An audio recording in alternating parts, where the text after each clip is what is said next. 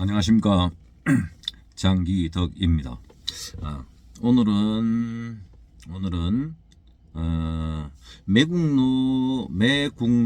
매국노가 무엇인가에 대해서 한번 얘기를 해 보겠습니다. 말 그대로 매국노, 매는 한자로 팔매, 한마디로 말하면 판단 얘기죠. 매국, 나라, 국자, 노, 나쁜 놈, 못된 놈 노자입니다. 노비할 때 노자도 쓰죠. 매국노, 한마디로 말하면 나라를 팔아먹는 나쁜 놈, 이게 매국노입니다. 그러면 나라라는 것은 무엇이냐? 나라는 우리가 나라 국자를 쓰죠.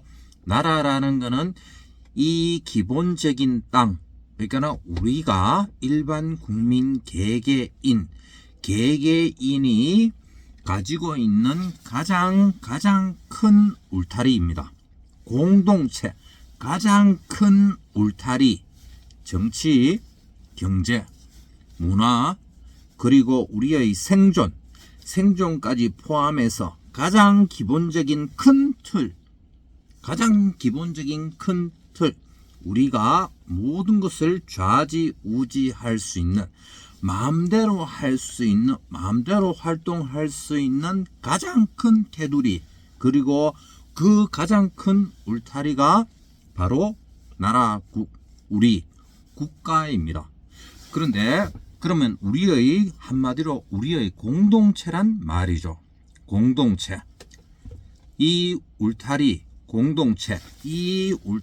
공동체는 큰 댐과 같아서 어느 한 곳이 뚫리면은 거기서부터 해서 무너지기 시작해서 나머지 공동체가 모든 피해를 보고 죽는 겁니다. 그러면은 지금 우리나라의 이 상황, 나라가 수출이 줄어들고 있고, 그리고 우리나라의 자금이 외국으로 빠져나가고 있고, 그리고 우리나라의 수많은 인재들이 빠져나가고 있는데, 이 사람들이 왜 빠져나가고 왜 무너지고 있느냐? 그리고 이 무너지고 있는 이걸 누가 만들고 있느냐? 그러면은 일단 정치를 가지고 한번 봅시다. 정치, 우리나라에는 정치, 대통령이 있고 의회가 있고, 그리고 입법, 행정, 사법, 물론 사법부도 있습니다. 그런데 사법부라는 것은 나중에 일이 터지고 난 다음에 판단을 하는 주체니까. 그리고 그러면 일단 능동적으로는 누가 있느냐? 의회가 있고 대통령이 있습니다. 그러면 의회가 있고 대통령이 있는데, 대통령은 지금 탄핵되는 상황이고, 그러면은 의회가 가장 큰 세력인데, 의회 안에 민주당과 국민의힘 두 당이 있습니다. 그러면 민주당은 190석, 그리고 국민의힘은 110석. 그러면은 이 중에 누가 힘이 더 세겠습니까? 누가 더 책임이 많겠습니까? 그리고 책임이 있는 정당이 더 바르게 이끌어 나가고 안건을 제출하고 나라를 발전시키는 방향으로 나가야 됩니다. 그런데 그런 활동을 만약에 안 한다 그러면은 다수당의 역할을 못 하는 것이죠. 그러면은 다수당이 이렇게 의원 수가 많고 이런데도 계속 이렇게 나라가 내려간다. 그러면은 여당이 소수당인데, 소수당이 법을 만들어서 법안을 제출하고 나라의 여당이니까, 여당은 집권을 하고 있는 당입니다. 집권을 하고 있는 당에서 정책을 추진하고 하려고 할 때, 그러면은 그 사람들한테 기본적으로 힘을 실어줘야 되고, 힘을 실어준 상태에서 나라가 이렇게 경제가 안 좋아지거나 이럴 경우에는 그 사람들을 욕을 할 수가 있습니다.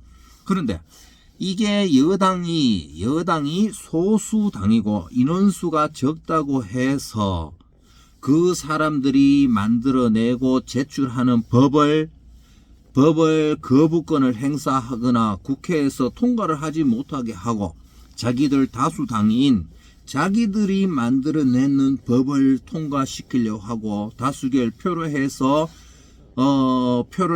밀어붙이고 그러면 그게 집권 야당이 되는 거죠. 집권 여당이 아니고 집권 야당.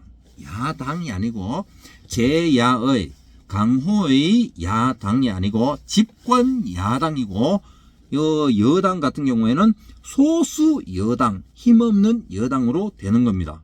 현 상황이 이렇습니다. 이러면은 이 지금 우리나라의 인재가 작년 한 해 올해까지 포함했습니다. 삼성전자 이 반도체 이쪽에서 고급 기술 연구원들이 엔비디아로 빠져나가는 인원이 600명입니다. 600명입니다. 적은 인원이 아닙니다. 그리고 우리나라 주식시장에서 우리가 보통 줄여서 국장이라 그러죠. 주식시장에서 우리의 자금이 미국 나스닥이나 이쪽으로 미국 시장에 빠져나간 돈이 1000억 달러입니다. 100조입니다. 100조. 100조가 넘습니까? 제가 계산을 잠깐 착각했습니다. 그렇습니다. 지금 그렇다면은 이 권력을 더 많이 쥐고 마음대로 자기들이 할 거 제출 다 하고 밀어붙이고 해놓고 그리고 여당한테 너거가 옳게 못해서 너거가 왜 정책을 못 폈느냐 이렇게 말하는 것은 어폐가 있습니다. 이렇게 나라가 망해가고 있으면은 이게 누구한테 이익이 될 것 같습니다. 될 것 같습니까? 우리나라는 현 경제 수준, 경제 이 시점에서는 우리의 가장 강력한 경쟁자, 우리의 진짜 주적 같은 경쟁자가 누구냐? 우리의 경쟁자는 중국입니다. 중국은 우리하고 예전에는 100개 중에 10개, 그리고 얼마 전까지만 해도 100개 중에 50개, 60개, 지금은 100개부터 시작해서 100개 모든 게 우리의 경쟁자입니다. 우리나라에 알리나 테무가 들어왔지 않습니까? 저가 공세를 해서 우리의 유통망을 장악하려고 하고 있죠. 저가 공세를 왜 하겠습니까? 우리나라 안에 있는 일단 유통도 먹으려고 하고 유통 말고 그리고 우리나라에 있는 중소기업을 다 무너뜨리기 위해서죠. 유통을 무너뜨리고 중소기업을 무너뜨리고 그리고 대기업은 기술을 빼어가고요. 기술을 빼가고 훔쳐가고 도면을 가지고 가고 그리고 사람들에게 기술진에게 경영진에게 뇌물을 묵여서 그리고 거기에 대해서 사람 기술자까지 다 빼내가면서 보습을 하죠. 그러니까 이쪽에서도 우리나라를 망하게 하기 위한 것이고 그것이 또 중국이 바로 우리의 가장 강력한 적이면서 경쟁자인 것입니다. 이걸 우리가 냉철하게 봐야 됩니다.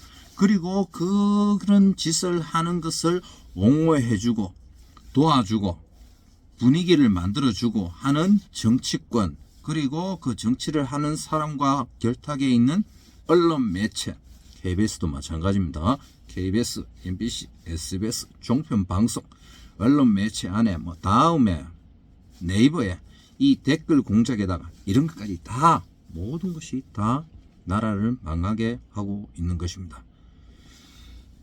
답답한 마음에 오늘은 매국노에 대해서 말씀드렸습니다. 매국노는 죽여야 됩니다. 왜? 우리의 공동체 안에서 우리의 국가 안에서 우리의 곳간을 내주면서 우리의 가장 중요한 지금까지 우리 사람들이 악착같이 모았던 이 비상금, 현금, 기술 이 모든 걸 적에게 뒤로 해서 조금씩 빼 돌리고 있는 겁니다. 그러니까 우리가 지금 힘을 모아서 이렇게 나가도 힘들 판에 계속 뒤에 발목을 잡는 거죠. 열심히 하려고 하는 사람의 발목을 잡으면서 조지고 죽이고 그리고 뒤로는 뒷돈을 받는 겁니다. 지금 자세히 보십시오.